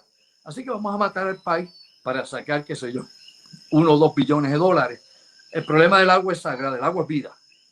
El océano se está muriendo también, lo sabemos, gravemente. Para el 2050, el 15% de las especies que quedan, y ya se han eliminado el 68% de las especies globales en los últimos 50 años, lo que vamos a tener es un 15% de especies. La gente no sabe hacer lo que vamos, un apocalipsis ecológico. Y seguimos bobeando y pensando en sanganaces, tonterías, en la politiquería barata, y no nos damos cuenta que la caja de FEMA nos espera todo al final. La verdad que sí. Y ahora que estás en esa, Andrew, tocaste ese tema. Ayer estuve hablando con mi hija sobre diferentes tipos de películas, ¿verdad? Y ella me pregunta, oye, ¿cuáles son las películas que más ha tocado tu vida? Y hablamos un par de películas, pero una de ellas, y mi hija Raquel está viendo el programa, así que muchos saludos para ella. Una de las películas que sí tocó mi vida, y no sé si ustedes la vieron o el público, era esta película con Charlton Heston que se llamó Soylent Green. Y es una película futurística. Yo no quiero darle la trama, pero le pido a usted que en base a lo que Andrew está mencionando y lo que Chopper está mencionando, búsquela. Es una película filmada en los años 70. Se llama Soylent, Soylent, Soylent Green, green de verde. Y siéntese a ver esa película y entonces después usted y yo hablamos de lo que esa película trata. Es escalofriante. Pero, no es de monstruo, ¿sabes? Ahí el monstruo es otro. Y ya, pues, ustedes se darán cuenta. Ya ve Andrew riendo, o sea que sí que Andrew sabe quién es el monstruo ahí. Bueno, vamos entonces a cambiar un poco la dinámica. Y a propósito, gracias a todas las personas que nos están comentando el programa. Están diciendo que está fabuloso, les agrada estos tópicos. Les prometemos que no va a ser el último. Nosotros tenemos muchísimos temas que se nos van a quedar, pues por supuesto, porque uno puede dar tanto en 2 horas, ¿verdad? Y cada uno de nosotros tiene una experiencia de vida y tiene unos conocimientos que nos gusta compartir, porque la pedagogía, aunque no somos maestros, bueno, Andrew creo que todavía lo es, la llevamos en la sangre. Y nosotros pues nos gusta hablar sobre este tipo de cosas porque yo me instruyo escuchándolo a ellos dos y por supuesto pues todos nos instruimos a la larga. Pero quiero hablar sobre Facebook. La tecnología es maravillosa. Nosotros estamos aquí gracias a la tecnología de Facebook y a una serie de redes sociales, etcétera. Pero resulta ser que sale en la prensa no hace ni 24 horas que a Facebook lo hackearon y se robaron los datos personales de aproximadamente 533 millones de personas. Yo no sé si yo estoy ahí. Yo no sé si Andrew y Chopper están ahí o si usted que nos está viendo en este programa estamos ahí envueltos. Pero ¿qué sucede cuando nosotros necesitamos, literalmente necesitamos, esta tecnología, estas redes sociales para diseminar información, no tan bien para el vacilón y los memes y la cosa, que está muy bien? Pero ¿qué sucede cuando estamos a merced de una tecnología donde de buena fe ponemos cosas, aunque sea regañadientes, cosas personales, y resulta ser que ahora estamos, sabrá Dios, circulando por ahí, sabrá Dios quién tiene nuestros datos y sabrá Dios para qué rayos los van a utilizar? Vamos a arrancar con Gilberto. Gilberto, ¿qué te parece esto? añadiendo a la data, se estima, salió publicado creo que en la prensa local, que sobre 130 y pico mil puertorriqueños de información de personas fue hackeada también, o sea que ya la porción nuestra está ahí. Yo lo único que le puedo decir a la gente es gracias a Facebook, estamos nosotros, como tú muy bien dices, estamos haciendo esto. Es que no den mucha información. No ponga todo la información que ellos te piden, porque si le das mucha información, cuando te vayan a tumbar, te van a tumbar la información. Por otro lado, es bien importante señalar que las redes sociales tienen una función, y como la estamos haciendo nosotros ahora, pero aquí hay mucho payaso de Facebook. O sea, aquí hay muchos individuos que se pasan en las redes sociales todo el tiempo payaseando, haciendo todo lo que hace. Eso no es, para eso no es las redes sociales. Las redes sociales es un medio, es una plataforma para llevar un contenido, una información. Y se puede utilizar, sí, pero yo no concibo en un momento como este que usted venga y tire una foto de su niño de 5 años, así cumpleaños, cuando hay predators, tipo ahí robando niños, cuestiones sexuales. O sea, usted tiene que tener, o sea, yo por ejemplo, yo tengo mi Facebook, tengo un Facebook que es del de Dr. Chopper, ahí yo publico todo lo de Dr. Chopper. Tengo mi Facebook personal y ahí yo no publico nada, porque básicamente tú le estás, de momento estoy en Bogotá jugando golf, un pillo dice, espérate, vámonos para la casa, que el tipo está allí. Sí, tenemos que tomar las medidas y ser más maliciosos. Y estos hackers y estos hacks van a incrementar, no van a disminuir, esa es mi óptica, porque los algoritmos que utilizan estas redes sociales para generar publicidad, porque los ingresos de Facebook es la publicidad, el ingreso de Twitter, de YouTube, esos algoritmos tienen que tener como una libertad para poder esa gente anunciarse, y por ahí es que se va a meter la cosa, y usted tiene que tomar las medidas, ¿entiende?, de darle un uso correcto. Como vuelvo y reitero, yo tengo una información que quiero llegar a la gente. Estamos haciendo este live hoy. Lo estamos haciendo para llevar la información a la gente. Estamos utilizando las redes sociales. ¿Por qué qué? Es que no tenemos otra salida. Estamos aquí porque no tenemos otra salida. Porque nuestras mentes, nuestra forma de pensar no es compatible con mucha gente. O porque lo que pensamos es inteligente o porque los hacemos lucir brutos.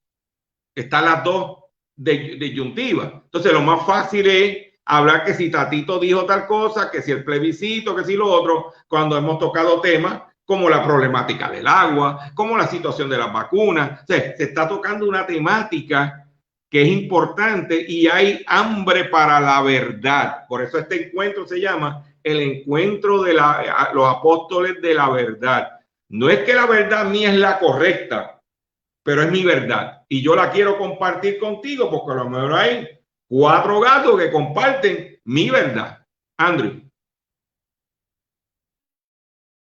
Bueno, yo he sufrido varias cosas con Facebook. Primero, me hackearon en el 2019 mi página, el fanpage que tenía 250,000 almas, me llevaron ahí.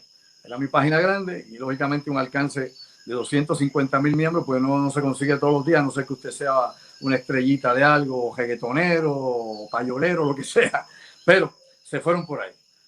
Mi página personal, que fue la primera que abrí, ya no la tengo disponible porque esta vez no me la hackearon, esta vez Facebook la eliminó, porque Facebook insiste en que Andrew Álvarez Chardón es Pancho Bigotes en Honduras, que no soy yo. Le presenté el pasaporte, la licencia, lo que quiera Facebook y el algoritmo, porque ahí no lo ve nadie. Vamos a entender algo, mis amigos. Ahí no hay un empleadito ahí con ojos así, con espejuelos de culo botella. No. Ahí es un algoritmo, una computadora, es un programa. Y si no cae dentro de la lógica programada, pues no, güey, Felipe, usted no pasa. Me eliminó y me dice, hay 10 páginas en Facebook de Andrew Álvarez Chardón, hay 10. Digo, bueno, 10, yo tengo 2 y la 3 es la que me hackearon, los demás se copiaron, quieren coger pon con la cuestión. Pero la realidad es que he sufrido obviamente lo que hacen los hackers y lo que hace Facebook, que es injusto. Facebook no me ayudó a mí en nada a recuperar mi página hackeada. No hizo absolutamente nada. Permitió que esa gente lo usara. De hecho, eran unos vietnamitas. Hicieran lo que le diera la gana. Y cuando tengo mi página personal, que es con la que puedo tirar el fanpage mío actual, que es Andrew Álvarez Chardón, página oficial, esa es mi página, pues ahora no lo puedo hacer yo con mi teléfono, ni con mi computadora, ni con nada, porque yo no existo, o sea, no tengo identidad digital para Facebook, porque no soy Andrew Álvarez Chardón, así que mi mamá y mi papá se chavaron. La cuestión aquí, y aquí lo aclaro con esto, esta cuestión de Facebook, pues mira, por años se sabe, primero, que es un recurso para que la Agencia Central de Inteligencia, la CIA, adquiera información de todo el mundo. Tutti el mundo que hay en la información de la Agencia Central de Inteligencia. Pudimos ver lo que hizo Cambridge Analytica. Cambridge Analytica cogió recursos de todo el mundo, los vendió, se los vendió a políticos, a industria, a la madre de los tomates. No existe privacidad en Facebook. Como ha dicho Chopper hace un momento aquí al ladito. Espérate, acá, aquí está, ahí está Chopper, aquí estoy a revés con el espejo. Como ha dicho Chopper hace un momento, mire mi hermano, no ponga lo que usted está haciendo ahí. ¿Cómo usted va a exponer su vida a cuanto desconocido hay por ahí con la cabeza loca y sin idea? Uno tiene que proteger su familia, su gente. Hay gente que sí, esta es una plataforma social, vamos a socializar, tenemos amigos, pero si usted no protege su página, todo el mundo entra. Y para advertirle lo siguiente, no existe privacidad en Facebook, no hay forma, no existe manera de tú aislarte, de que nadie entre. Recuerde usted que cuando empezó la internet, que salió de las bases militares a las universidades acá al gran pueblo, al gran público, y se convirtió en autopista de conocimiento, de información y de chisme y de todo lo que usted quiera. Hombre, la NSA, la Agencia Nacional de Seguridad, empezó a usar los programas de Microsoft en internet y hacía backdoor para poder entrar a la computadora de quien fuera, aunque estuviera apagada la computadora. Y ahí viene obviamente el término de computadora zombie, que muchísima gente utiliza, los hackers la usan. En la actualidad, el mundo cibernético, ese universo cibernético, es parte de lo que se llama la guerra híbrida. La guerra híbrida es que ya no solamente se pelea en el océano, bajo el agua, en la tierra, en el aire, el Space Force en el espacio, sino a nivel de ¿qué? De cibernética.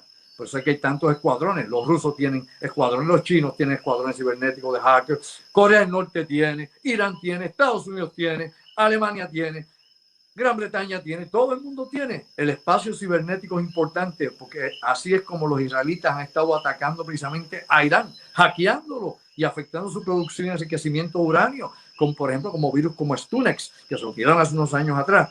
Así que ese es otro frente de batalla. Nosotros estamos en medio de esto y un dato a lo que dijo Chopper y a lo que preguntó Gustavo. La mayor cantidad de crímenes en la actualidad se cometen en el ciberespacio. No es acá como revólver, ni es tampoco, obviamente, robándote un kayak en el auto. No. Es a través de la internet. Ahí te extorsionan, ahí te roban la identidad, ahí te roban los chavos, ahí te cogen de sanano, te venden lo que no existe, lo que tú quieras. A mí me han llamado desde Nigeria por internet diciendo que me están representando, que tuvo un primo que se murió en Gran Bretaña. Oye, es verdad, tuvo un primo, vivía allí y se murió. Y que me dejó 10 millones de libras esterlinas, que le diera toda la información mía, Seguro Social, mandaron fotos, óyeme, del bufete de abogados en Inglaterra, de ellos, de un montón, de toda una cosa increíble, y que les mandara obviamente mi cuenta de banco, mis cosas, para ellos poderme tramitar los 10 millones de libras esterlinas. ¿Usted sabe cuánta gente ha caído en ese cuento? No es fácil, no es fácil. Así que obviamente la internet va a seguir subiendo los hackers, como ha dicho Chopper, sí señor. ¿Por qué el internet ahora viene en su nueva etapa? ¿Cuál es el próximo paso de internet? El internet en las cosas. Su nevera, su televisor, su radio, su casa, todo en internet. Y sobre todo, los marcapasos en internet, ¿sí? Conectados en internet. Más es usted que hackeen, los hackeen, usted le diga, mira, me pagas esto, se para el marcapaso. Piensen, hay mucho bueno, pero hay demasiado malo.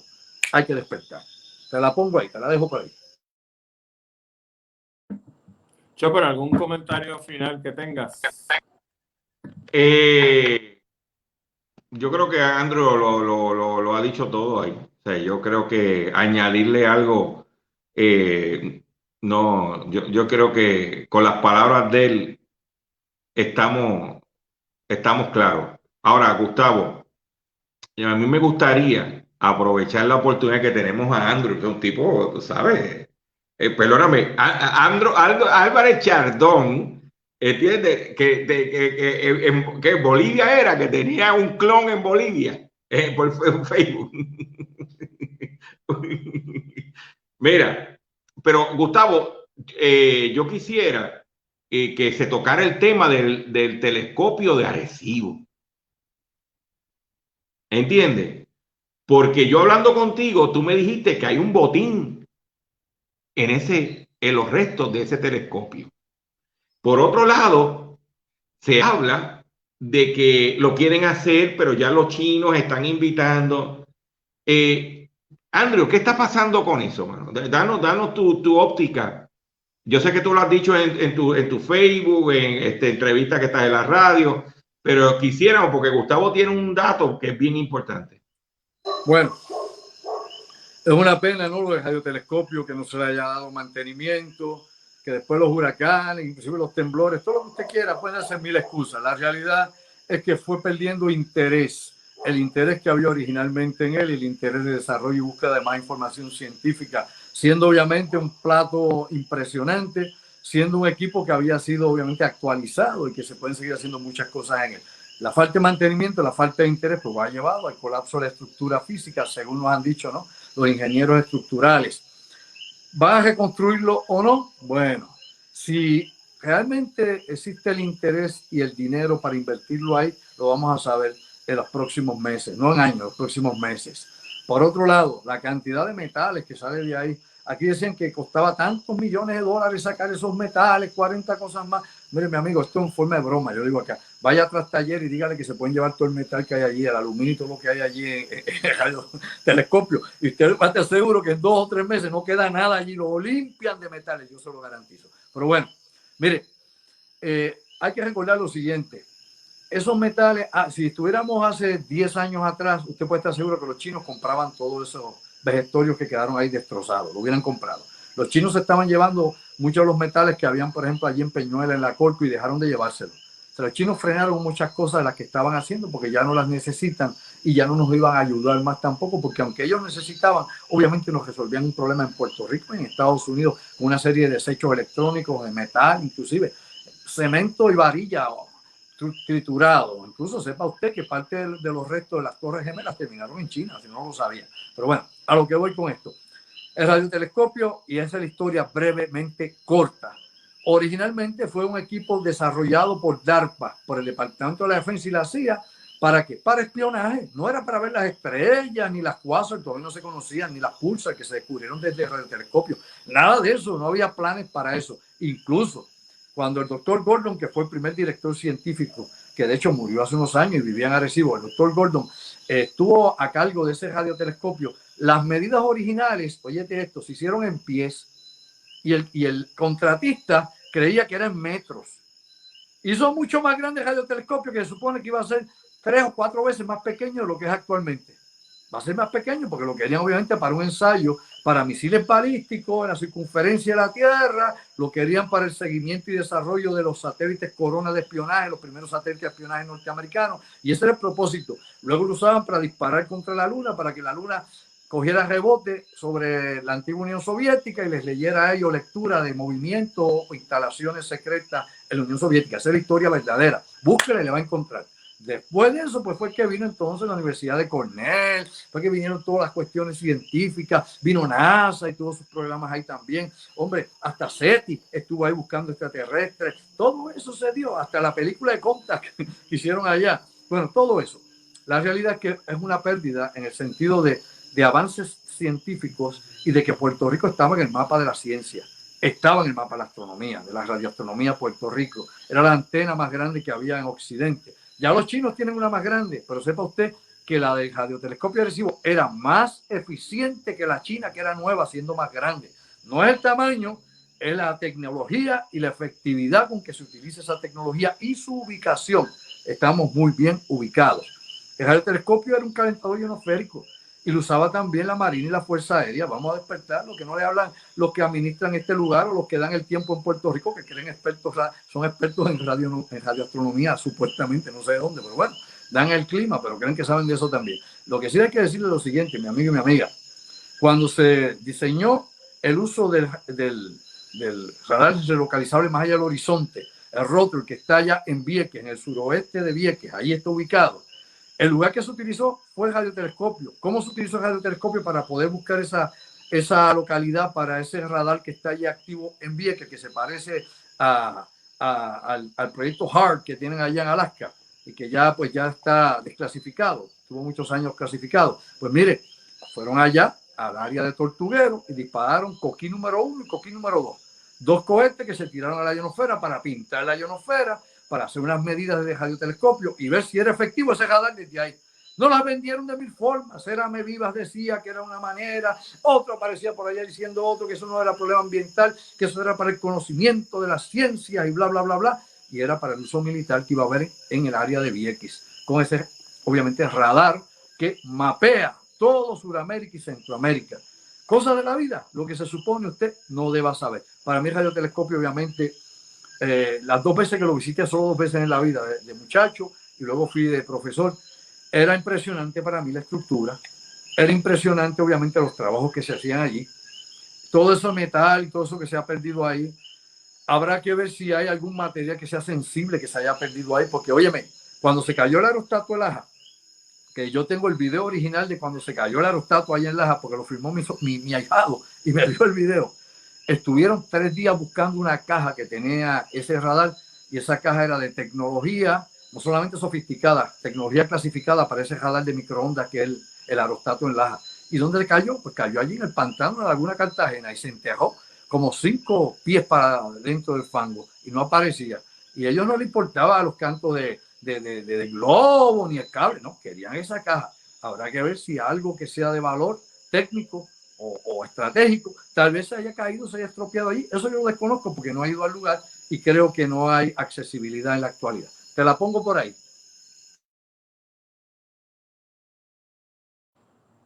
Chopper, ¿algún comentario sobre el asunto este del radiotelescopio? No, que tú tenías una información de los metales, cuánto tú entiendes que hay allí en scrap y quién se va a llevar la subasta de recoger el scrap ese. Porque tú sabes cómo es esto. Sí, mano. Dime. Bueno, lo que se cree es que debe haber entre 5 a 8 millones de dólares en metales solamente, ¿eh? Así que el que se lleve esa subasta se llevó una buena tajada para su casa. Vamos a ver qué sucede. Como ya estamos a punto de terminar y por supuesto pues hay montones de temas que queremos tratar, voy a limitarme a uno. Tenemos aproximadamente unos 10 minutos o 7 minutos. Chopper, si puedes poner tu micrófono en mute. Es la cosa, gracias. Y es el tema de las armas. Yo sé que podemos estar hablando media hora sobre el asunto de las armas, pero quiero mencionar este dato porque hemos visto a través de estos tiempos recientes las cosas que están ocurriendo en los Estados Unidos de Norteamérica a partir del expresidente loquito que tuvieron ellos allí. Pues resulta ser que la gobernadora de Iowa acaba de autorizar que los residentes de ese estado pueden tener armas sin permiso. ¿Escuchó bien eso? No tiene que pasar por el asunto de buscar con el Estado, que si vete allí y fíchate. Obviamente tienen que sí hacer el background check del FBI. Pero el Estado dijo, no más. Vamos a permitir que nuestros constituyentes tengan su arma y que la exhiban y que la pueden llevar donde les dé la gana. Estamos comenzando una anarquía en los Estados Unidos de Norteamérica que eventualmente puede propagarse aquí. ¿Cuál es la opinión de ustedes, Andrew? ¿Qué tú crees sobre eso? Bueno, yo he estado en el mundo de las armas por más de casi 40 años.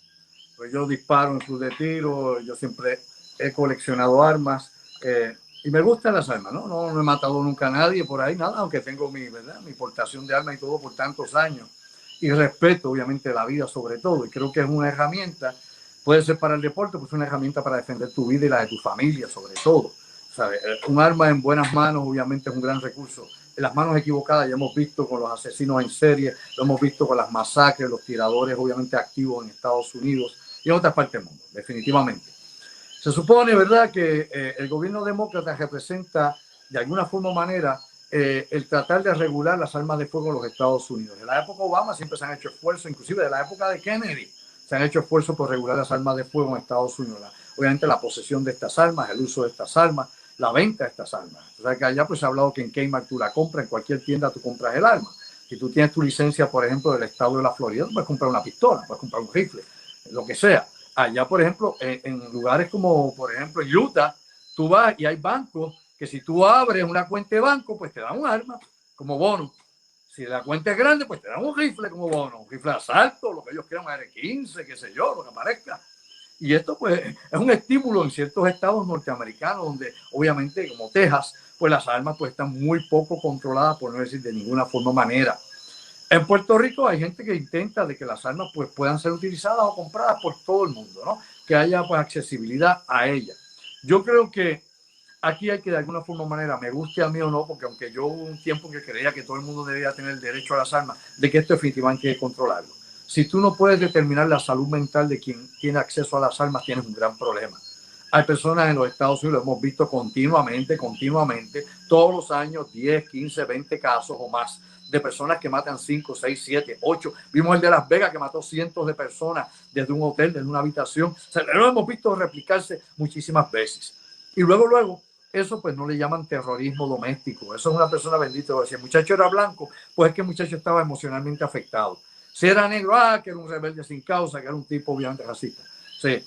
Por otro lado, y casi no me queda batería tampoco, por otro lado, óyeme, y si eras obviamente musulmán o tenías ascendencia árabe, es que eras un terrorista si hacías eso. Ahora, si eras blanco colorado, no. Si te metiste al Capitolio, no, todavía no han acusado a nadie de terrorismo allí. ¿Sabías eso, verdad? Y metieron allí, murió un policía, mataron a una militar también, etcétera, etcétera. O sea, son cosas que hay que ver cómo se tratan. Definitivamente, yo reconozco que los criminales están mejor armados que la policía. Por lo menos en Puerto Rico sabemos que es así.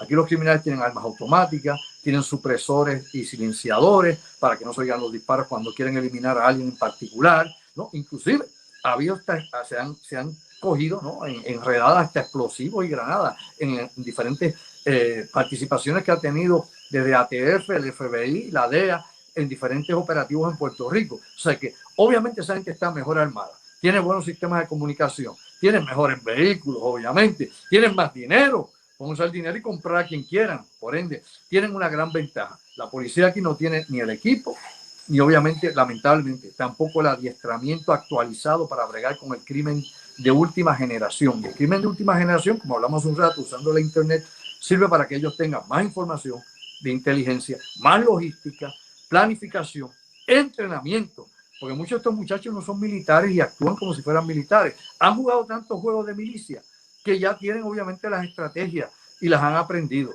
Así que obviamente la cuestión de las armas siempre será un problema en Puerto Rico y en los Estados Unidos, donde quiera que sea. Pero con esto me retiro del comentario.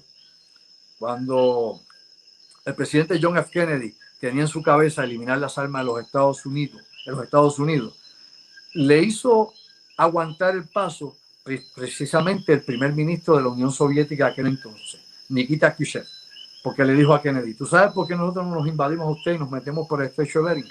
Y le preguntó: ¿por qué? Porque los ciudadanos norteamericanos todos prácticamente están armados. Ustedes tienen más armas que gente. Así que sería una locura tratar de invadirlos. No habría forma de poder eliminar las milicias que surgirían en toda esquina de cada país. Y eso lo dijo Nikita Khrushchev a Kennedy. Ahí Kennedy pues paró y dijo: está bien, no voy a congelar las armas. Vamos a pagar por aquí. Yo te puedo decir, voy a ser breve, estamos terminando.